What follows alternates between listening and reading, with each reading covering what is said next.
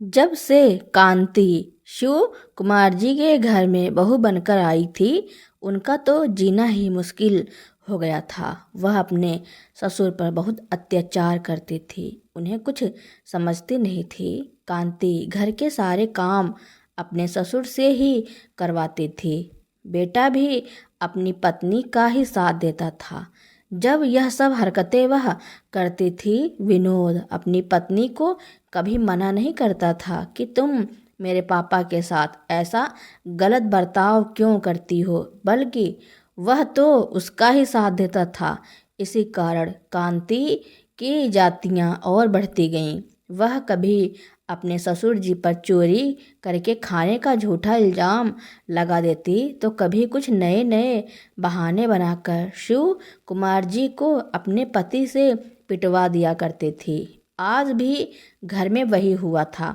बूढ़े, शर्म नहीं आई तुम्हें? अपने ही घर में खीर चोरी करते हुए विनोद अपने पिता शिव कुमार जी को गुस्से से डांट रहा था, तो शिव कुमार जी बोले, बेटा यह तुम क्या कह रहे हो? मैंने कोई चोरी नहीं की। मैंने तो प्लेट में तुम्हारी जूठी सब्जी रखी हुई थी, वही सब्जी आधी रोटी के साथ खाई थी, उसके अलावा और कुछ भी नहीं खाया था। बेटा खीर कहाँ रखी हुई थी, यह तो मैंने देखा भी नहीं, और तुमने बिना कुछ देखे ही मुझ पर इतना बड़ा इल्जाम लगा दिया। तभी विनोद की पत्नी कांति दंदनाती हुई आई और गुस्से से शिव कुमार जी से बोली, अच्छा अच्छा, तुम तो वैसे बोल रहे हो जैसे कि मैं तुम्हें खाना नहीं देती हूँ। तुम्हारा पेट है या कुआं? सुबह शाम दोपहर कितना खाते हो, फिर भी तुम्हारा पेट नहीं भरता? अपनी पत्नी की बातें सुनकर विनोद अपने पिता को गुस्से में मारने लगा, तो शिव कुमार जी बोले, मत मार बेटा, तुम तो तरस खा, मैं तेरा पिता हूँ। तो विनोद दांत पीसते हुए बोला, पिता हैं, सिर्फ तभी मारकर ही छोड़ देता हूँ, वरना कोई दूसरा होता तो कब का जहर देकर मार दिया होता। बुढ़ा हो गया है लेकिन अभी भी शर्म नहीं आती? चोरी करते हुए मैंने कितने अरमानों से सुमन के लिए खीर बनवाया था, और आप कब का चट कर गए, पता नहीं चला। हद होती है चोरी करने की भी। इधर शिव कुमार जी अपने बेटे को अपनी सफाई देते रहे, लेकिन बेटा था कि अपने पिता की बात सुनने को तैयार ही नहीं था, क्योंकि वह तो अपनी पत्नी के प्यार में अंधा जो हो गया था। उसकी पत्नी कांति अगर दिन को दिन और रात को रात कहती तो उसे भी सच मान लेता। ऐसी हालत थी विनोद की। तभी कांति ने कहा, सुनिए जी, इस बुढ़े को ऐसे ही करने से कुछ फर्क नहीं पड़ने वाला है। यह तो मार खाता खाता ढीठ हो गया है। इसे पता है, दो चार थप्पड़ और डंडे मारोगे और छोड़ दोगे, फिर से यह वही करेगा जो इसका मन करेगा। इसलिए आप ऐसा कीजिए, इस बुढ़े के कपड़े उतार दीजिए और सारी रात कड़ाके की ठंड में बाहर आंगन में ही पड़ा रहने दीजिए, और खाना पीना भी बंद कर देंगे। तब इसकी अकल ठिकाने आ जाएगी। तब कहीं इसको समझ में आएगा कि अपने घर में चोरी करने का अंजाम क्या होता है। अरे इतनी सारी एक साथ खीर कैसे खा लिया इस बुढ़े ने? मैं तो सोच सोच कर हैरान हूँ। बहू की बात सुनकर शिव कुमार जी लड़खड़ाती जुबान से बोले, बेटा मैंने कोई खीर नहीं खाया। मैंने तो खीर को देखा भी नहीं कि वह कहाँ रखी हुई थी। मैंने तो बस तुम्हारी प्लेट की झूठी सब्जी के साथ इस प्लेट में रखी आधी रोटी को खाई थी, इसके अलावा कुछ भी नहीं खाया। झूठ बोलता है बुढ़े, एक तो चोरी, ऊपर से सीना जोरी, कांति ने गुस्से से कहा, और अपने पति से ससुर को पिटवा कर मन ही मन खुश हो रही थी, क्योंकि वह तो सारी खीर कांति ने ही खा लिया था, लेकिन अपने ससुर को पिटवाने के लिए उन पर इल्जाम लगा रही थी। कांति की बात मानकर विनोद अपने पिता की जबरदस्ती कमीज खोलने लगा, तो शिव कुमार जी गिड़गिड़ाते हुए बोले कि बेटा मेरे साथ इतनी भी ज्यादती मत करो, मैंने कुछ नहीं किया। बेटा, मेरे कपड़े मत खोलो, मैं बीमार पड़ जाऊंगा। वैसे भी पहले से ही मेरी तबीयत ठीक नहीं है। तभी विनोद खिसियानी आवाज में बोला, बड़ी चिंता है खुद की, कभी अपने बेटे के बारे में सोचा है? इतनी उम्र हो गई पर अभी भी इतना खाना खाते हो और ऊपर से चोरी भी करते हो। तो शिव कुमार जी बोले, नहीं बेटा, मुझे अपनी चिंता नहीं है। मैं तो हमेशा भगवान से यही प्रार्थना करता हूँ कि वह मुझे अपने पास बुला ले, लेकिन भगवान भी मेरी नहीं सुनता। पता नहीं यह मेरे किस जन्म का पाप है जो इस जन्म में भुगत रहा हूँ। शिव कुमार जी गिड़गिड़ाते जा रहे थे पर उनके बेटे ने उनकी एक न सुनी और अपने पिता के ऊपर की कमीज उतार दी और उन्हें कड़ाके की ठंड में खुले आसमान के नीचे आंगन में बिठाकर घर का दरवाज़ा बंद कर दिया। बेचारे शिव कुमार जी एक तो बुढ़ापे के कारण पहले से ही कांप रहे थे, ऊपर से कड़ाके की ठंडी हवा उनके बदन को और भी कपा रही थी। बेचारे कभी घर के कोने में जाकर बैठते तो कभी आंगन में उस पेड़ के नीचे जाकर छुपने की कोशिश करते, लेकिन ठंड इतनी जोरों की लग रही थी कि उन्हें कहीं भी राहत नहीं मिल रही थी। वह रोते रोते दरवाजे को पीट रहे थे और बोल रहे थे, बेटा, अब कभी तुमसे बिना पूछे कुछ नहीं खाऊंगा। बहू, मुझे चाहे तो तुम 1 सप्ताह तक भूखे रख लेना, लेकिन अभी तो अंदर आने दो। बेटा, ठंड बर्दाश्त नहीं हो रही है। विनोद बेटा, दरवाज़ा खोल दो ना। बहू, ओ बहू, एक बार तो दरवाज़ा खोल दो, इस बुढ़े पर थोड़ा रहम करो। शिव कुमार जी चिल्लाते जा रहे थे, लेकिन उनकी यह बातें उनके बेटे बहू ने बिल्कुल नहीं सुनी। तो शिव कुमार जी बेचारे मेन गेट खोलकर सड़क पर भागने लगे ताकि उन्हें कुछ गर्माहट महसूस हो, लेकिन बेचारा बुढ़ा शरीर कितना तेज भाग सकता था। दौड़ते दौड़ते उन्हें एक पेड़ के नीचे एक फटी हुई गंदी सी कमीज दिखी। उन्होंने उसे उठाया और उसे झाड़ कर उसे ही पहन लिया। वह कमीज इतनी फटी हुई थी कि वह उनके बदन को भी सही से ढक नहीं पा रही थी। सुकुमार जी ने उस कमीज को पहनकर देखा तो उनकी आंखों से झरझर आंसू बहने लगे। दुखी होकर उस पेड़ के नीचे बैठ गए और अपने अतीत में खो गए। विनोद की माँ दामिनी जी कई दिनों से बीमार थी। शिवकुमार जी ने उनका इलाज तो बहुत करवाया, लेकिन वह ठीक नहीं हो पाई। एक दिन दामिनी जी उन्हें छोड़कर इस दुनिया से चली गईं। माँ की मृत्यु हो जाने के बाद विनोद के आंसू रुकने का नाम ही नहीं ले रहे थे। गांव, परिवार और रिश्तेदारी के लोगों ने शिव कुमार जी को बहुत समझाया कि विनोद अभी बहुत छोटा है, उसे माँ की ज़रूरत है, इसीलिए दूसरी शादी कर लो। लेकिन सौतेली माँ उनके बेटे विनोद को दुख देंगी, यह सोचकर शिवकुमार जी ने दूसरी शादी नहीं की और अकेले ही उसे पालने का सोच लिया और कभी किसी तीसरे को अपने बीच आने नहीं दिया। पर आज वही उनका बेटा विनोद किसी तीसरे के लिए उन पर इतने अत्याचार करेगा, यह उन्होंने कभी सोचा नहीं था। खैर, दोनों बाप बेटे अपनी जिंदगी में खुश थे, लेकिन विनोद अब अपने पिता से खिंचा खिंचा सा रहने लगा था।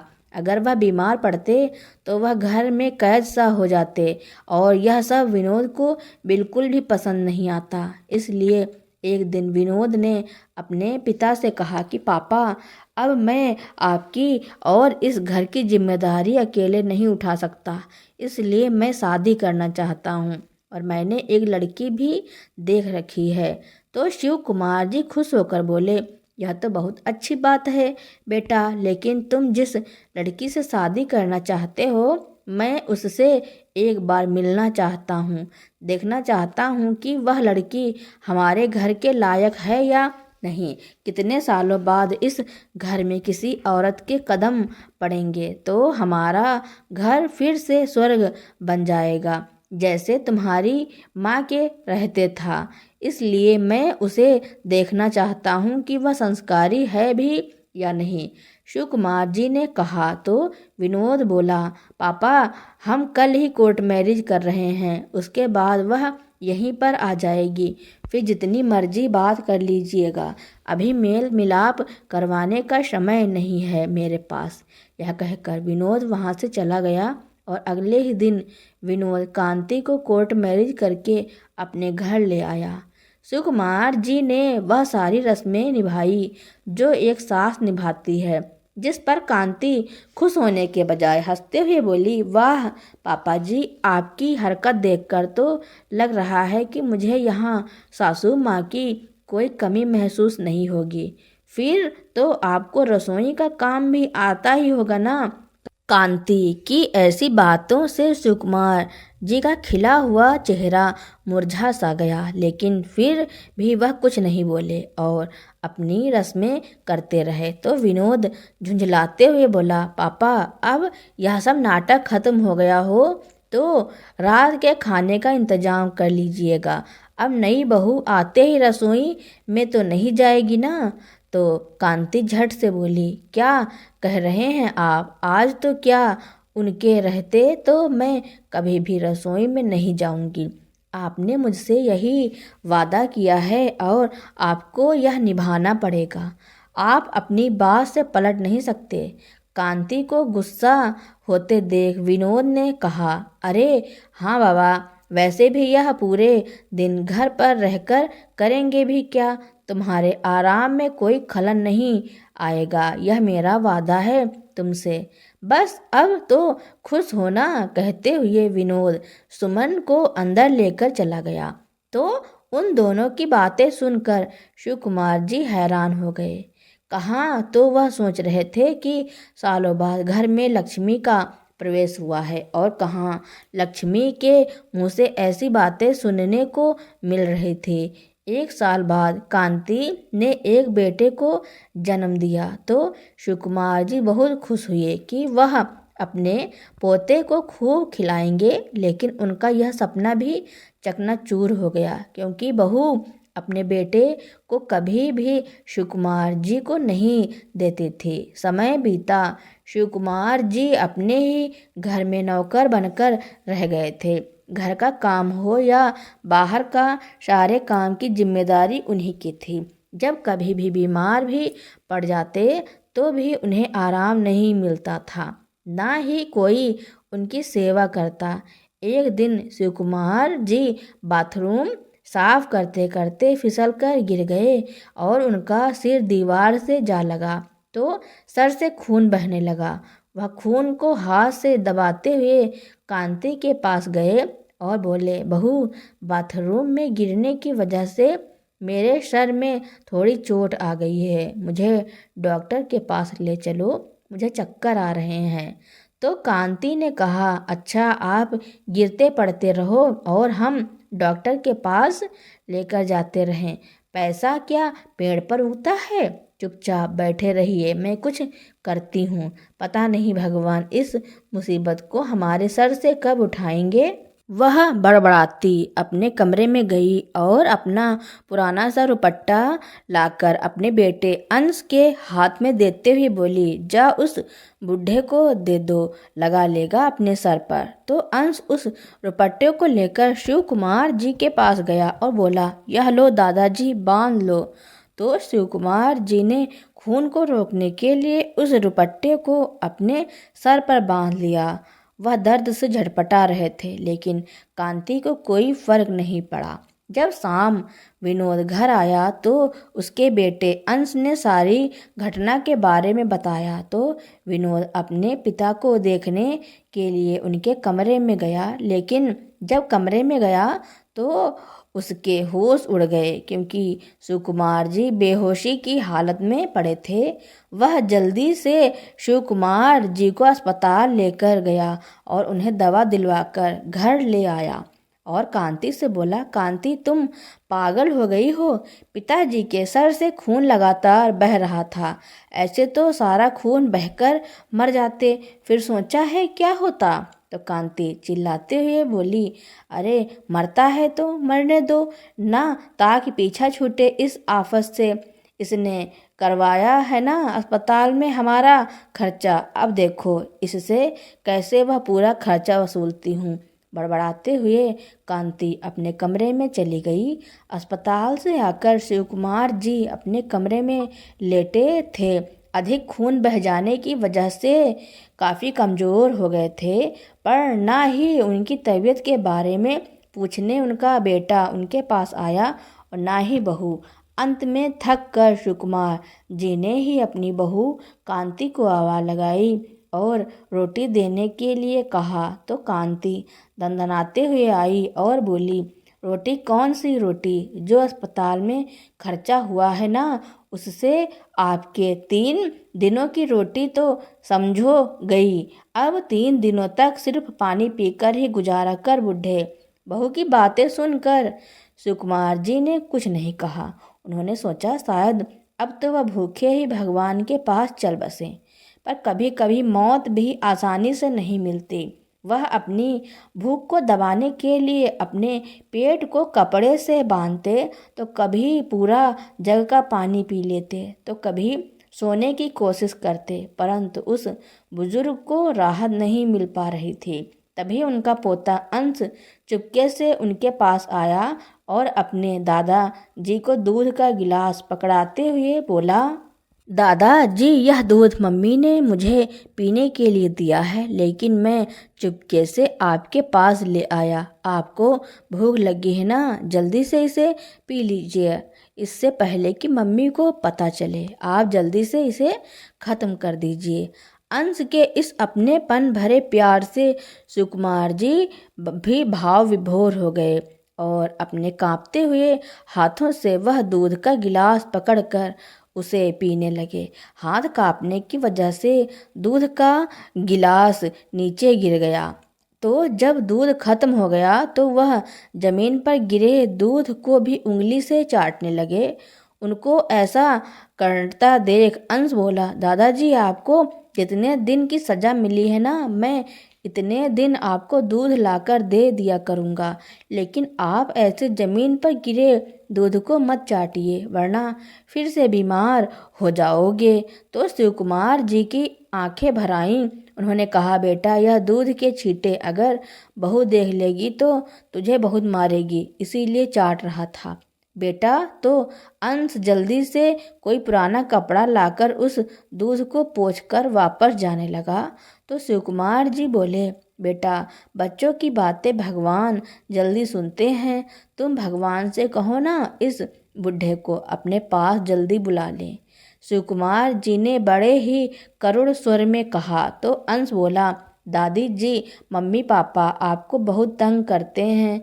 मैं भगवान से यह कहूँगा कि भगवान उन्हें उनकी सज़ा जरूर दे। इतना कहकर अंश वहाँ से भाग गया और उसी प्रकार अगले दिन भी अंश जब दूध लेकर अपने दादा जी के पास गया तो कांति ने उसे देख लिया।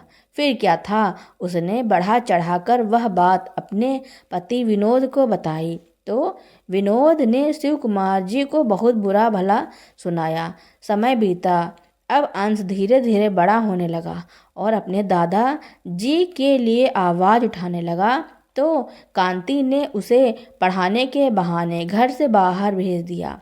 अंश के बाहर जाते ही कांति का वही रवैया रहा। वह आए दिन कुछ न कुछ बात को लेकर शिवकुमार जी को अपने पति से पिटवा ही देती थी। यहाँ तक कि खाना पीना भी उनको कभी ताज़ा नसीब नहीं होता था।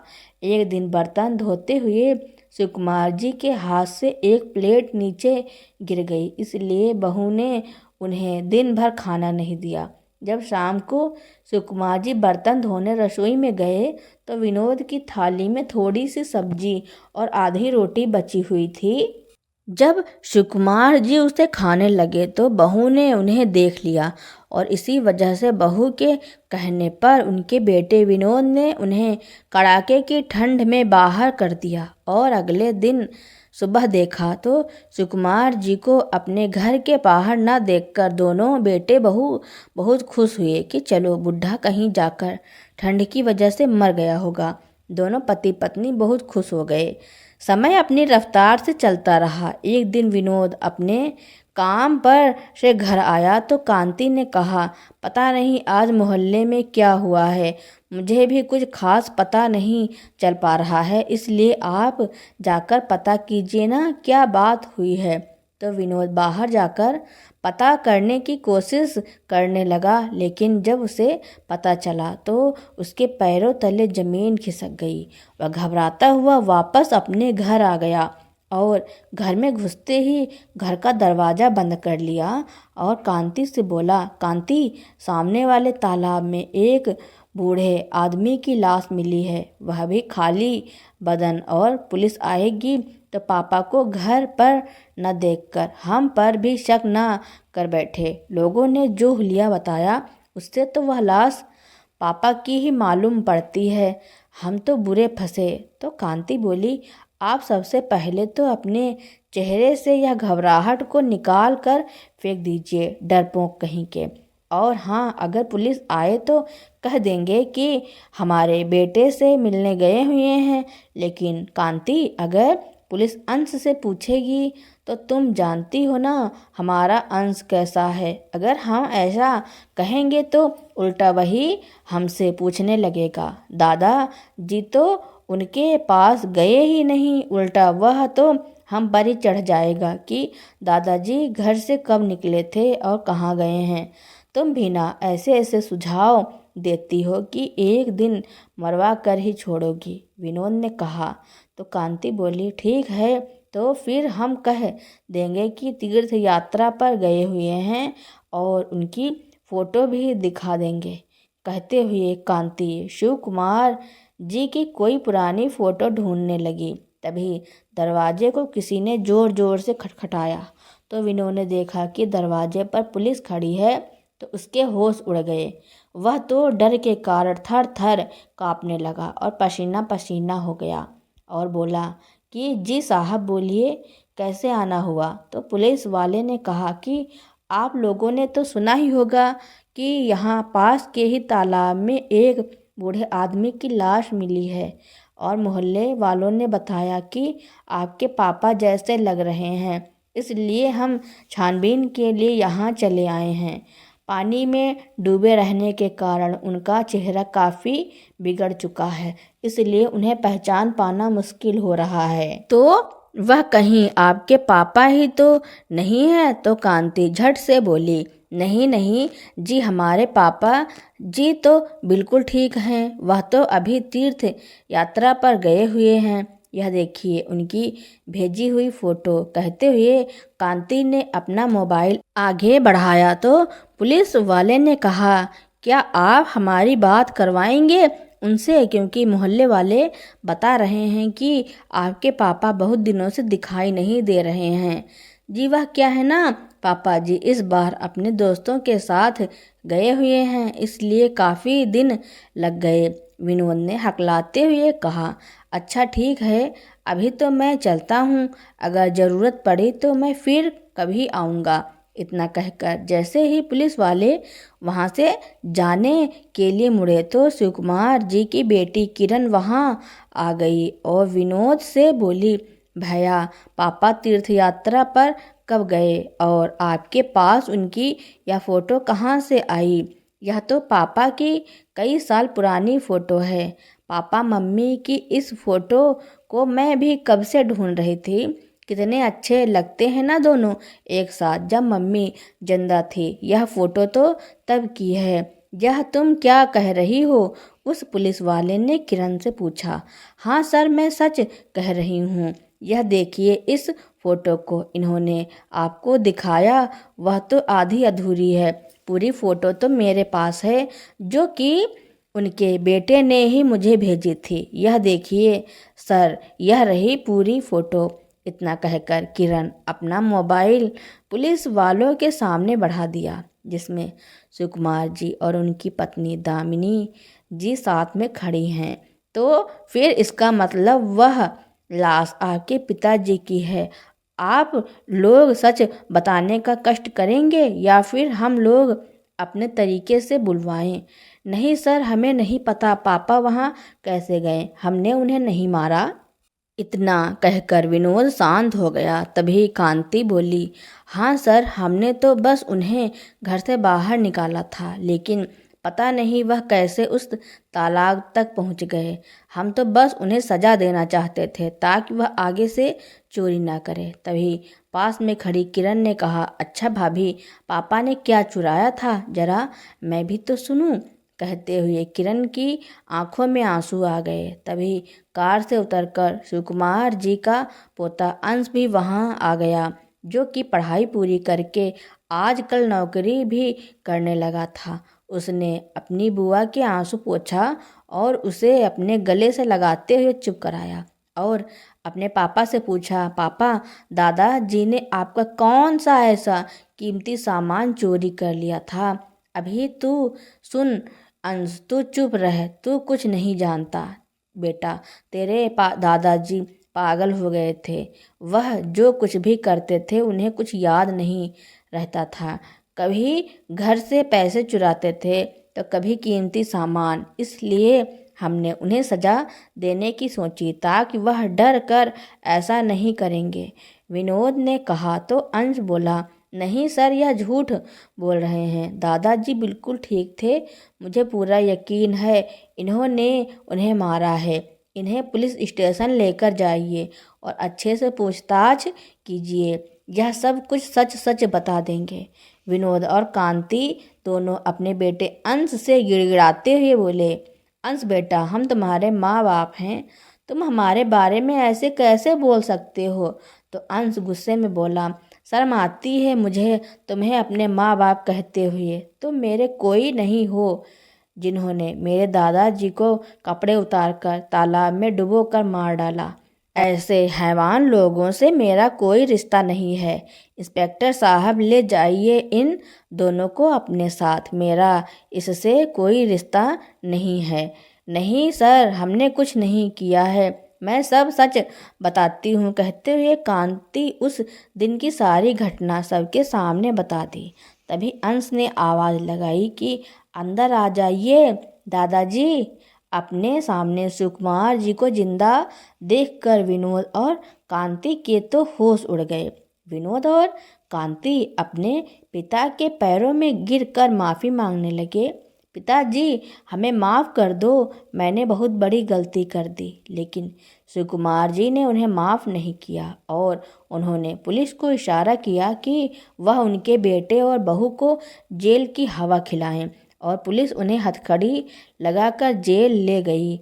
आज वह दोनों जेल में सजा काट रहे हैं और वहीं दूसरी तरफ शिव कुमार जी अपने पोते के साथ अच्छे से जीवन बिता रहे हैं।